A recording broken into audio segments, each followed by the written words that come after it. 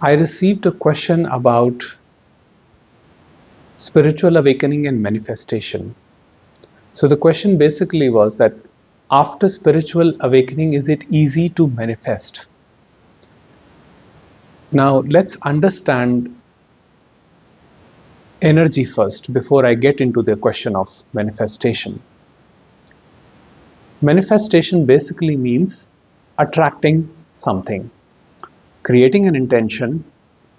Intention is associated with a vibration, and vibration, as we all know, is energy. So we create a vibration and attract a corresponding vibration our way. So let's understand this in terms of the attributes of energy, which are three in nature. One is tamas, which is inertia. Second is rajas, which is activity. And the third is sattva, which is peace and harmony. Now, what happens is that when we are constantly dominated by tamas, for example, when our energy flowing within the body is tamasic, that means there's too much inertia, too much, they call it laziness also sometimes, but I'd like to use the word inertia, that we do not feel like doing anything, but we want to attract good things our way. We want good relationships, we want money, we want wealth, fame, recognition, but we do not work towards it. So our energy is basically tamasic. So in that case, this whole trying to manifest something, some material wealth or something in life does not work because the energy is too dense. It is, there is dominant laziness in the body. Then there is on the opposite spectrum another energy, which is rajasic. Now rajasic um, can be said to be anxiousness, more of restlessness, anxiousness energy. Now that also creates problem in manifestation, because when the energy is rajasic, one will be very impatient and try to move from one activity to another, hoping for success. Let me try writing, let me try filmmaking, let me try job, let me try business, let me try something else. But they are not consistent in their efforts because the energy is too restless. There is too much attachment to outcome. They want results quick and fast. They don't want to take the patience to go slow and learn their craft and hone their skills, but they want the results quickly.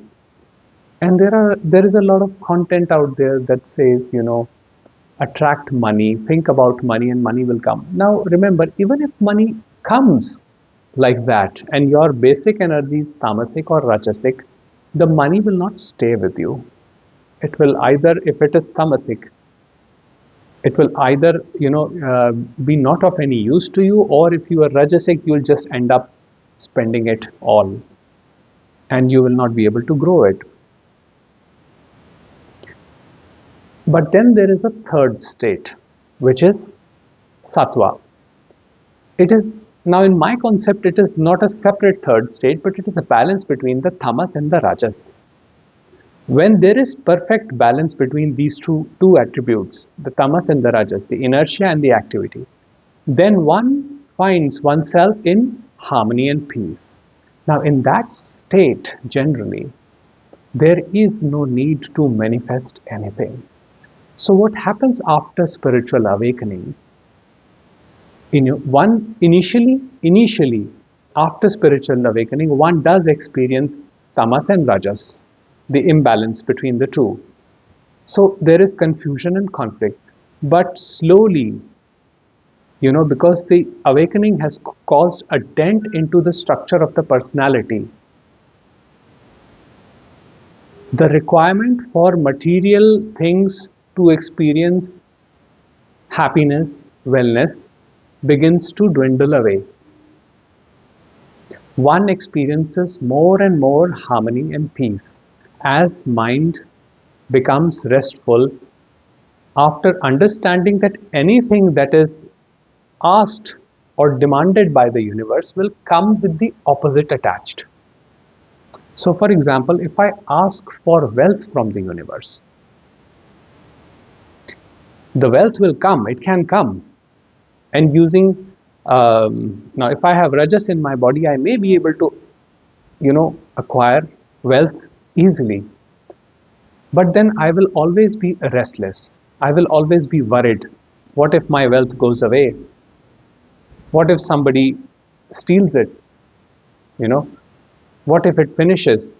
So my movement will constantly be rajasic. My energy will be rajasic. I need more wealth to feel happy. And the pursuit of happiness will prevent happiness from happening. But what happens when the energy is sattva, when it is harmony? Then I do not make any demands because there is no one to make a demand. And when you do not make a demand, then what is attracted is the best. Then what universe gives is best for you. When you make a demand, you are making a demand from the small self, the separate self, and the separate self's outlook is always limited. You may ask for some money or a relationship or anything which you think is going to provide you happiness. But then you will be disappointed when you see that it comes attached with the unhappiness. Even the best of relationships will cause you pain and misery. Even the wealth will cause you fear and insecurity, no matter how much you have. It will always cause you insecurity, anxiety. But sattva is completely different. Sattva is you demand nothing, you refuse nothing. So you don't make a demand to the universe. You don't even have to manifest. Your being, the energy of your being is so pure that universe gives what is needed in a moment. And that is something extraordinary, something amazing.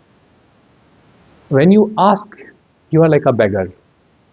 Give me this. You demand from God. You say, give me this. Or universe, you demand. And you lay out this condition that, unless you give me this, I will not be happy. So you're already in a dense consciousness. But when the consciousness raises and you experience more peace and harmony, there is generally no demand. There is complete acceptance of what is, things the way they are.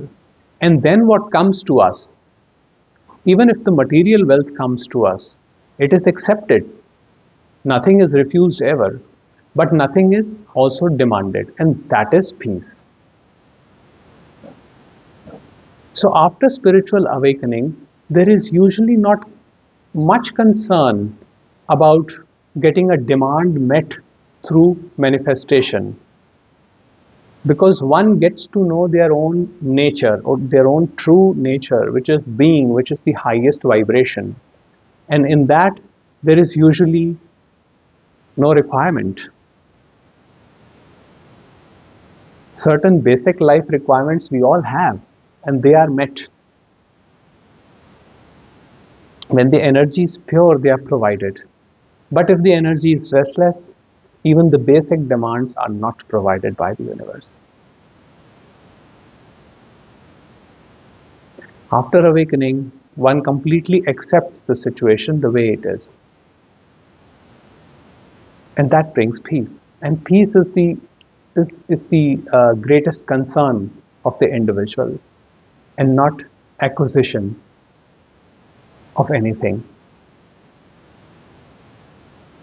So I hope that answers the question.